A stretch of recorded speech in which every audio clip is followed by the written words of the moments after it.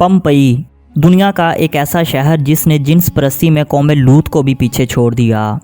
پمپئی کو اگر پرانے زمانے کی پورن انڈسٹری کہا جائے تو کچھ غلط نہ ہوگا۔ ان کا انجام کیا ہوا؟ اللہ نے انہیں کس طرح نیست و نابود کیا؟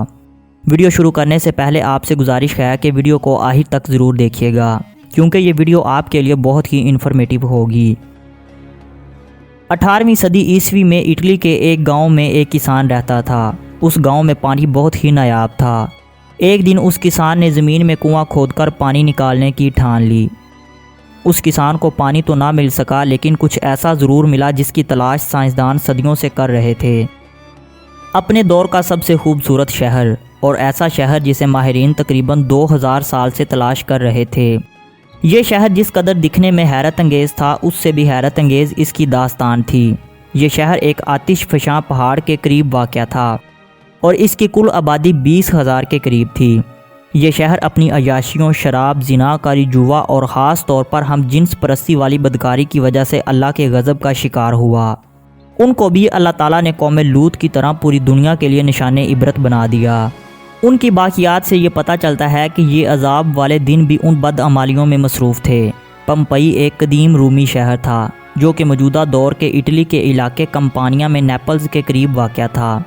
پمپئی اس وقت دنیا کا جدید ترین شہر تھا۔ دریافت کے دوران اس شہر سے پانی کے تالاب، کلب، بیکریاں، کھلی اور پکی سڑکیں، واٹر سپلائی کی اسکیم، ہسپتال، لائبریریز، کمیونٹی سینٹرز، 2 منزلہ مکانوں کے اندر لان اور ان میں فوارے اور گھوڑے باندھنے کے جدید استبل دریافت ہوئے، اور یہ اس وقت کا ایڈوانس ترین شہر تھا۔ اسی شہر سے حمام اور مردوں اور عورتوں کے اجتماعی غسل خانوں کا تصور شروع ہوا، اور انہی غسل خانوں کی وجہ سے یہاں بے حیائی عام ہونا شروع ہو گئی۔ صرف چند ہی سالوں میں یہ بے حیائی اس شہر کا ایک عام سا کام بن گئی۔ اس کے بعد اس شہر کی پہچان ایک آزاد معاشرے یعنی فری سوسائٹی کے نام سے ہونے لگی۔ کسی قسم کی روک ٹوک کے بغیر کھلے عام جنسی تعلقات قائم کیے جانے لگے۔ یہی کام اس شہر کا کاروبار بن گیا۔ دنیا کے امیر ترین لوگ اس مقصد کے لیے پمپئی کا رخ کرتے۔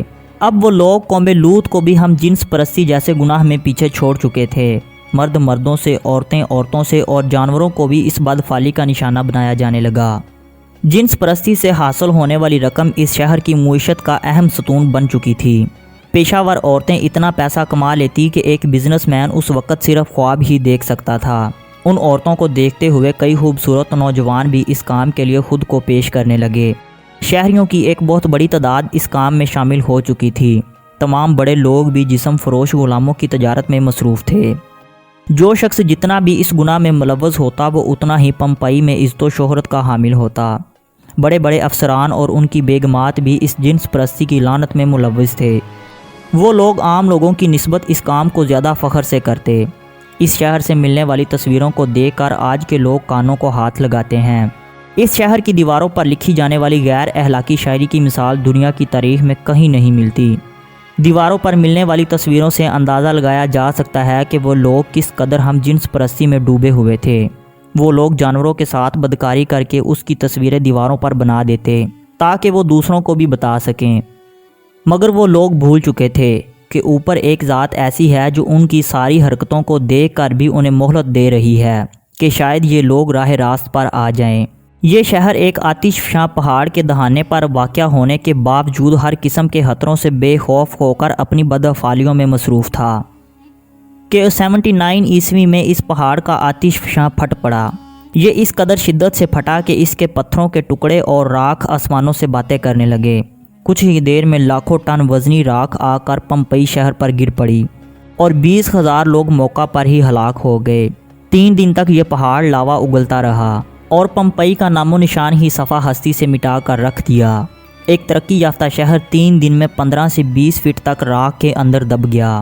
کچھ لوگ ڈر کے مارے اپنے اپنے گھروں کے کمروں میں چھپ گئے کہ ہم لوگ بچ جائیں گے، لیکن زہریلے دھوئیں کے باعث وہ سارے کے سارے لوگ اپنے اپنے کمروں میں اوندے کے اوندے ہی پڑے رہ گئے۔ لاوا کے ٹھنڈا ہونے تک یہ شہر دنیا کی آنکھوں سے غائب ہو چکا تھا۔ 1748 عیسوی کے اندر یہ شہر حادثاتی طور پر دریافت ہوا تھا۔ کھدائی کے دوران ماہرین کو پتہ چلا کہ یہاں تھیٹر، کھیل کے میدان، مارکیٹس، ریسٹورنٹس، سوئمنگ پولز بالکل صحیح حالت میں موجود تھے اور جدید قسم کا اسٹیڈیم بھی موجود تھا۔ دریافت ہونے والی لاشوں سے پتہ چلتا ہے کہ عذاب کے وقت زیادہ تر لوگ بدافعالی میں مشغول تھے، جن میں مرد، عورتیں اور بچے سب شامل تھے۔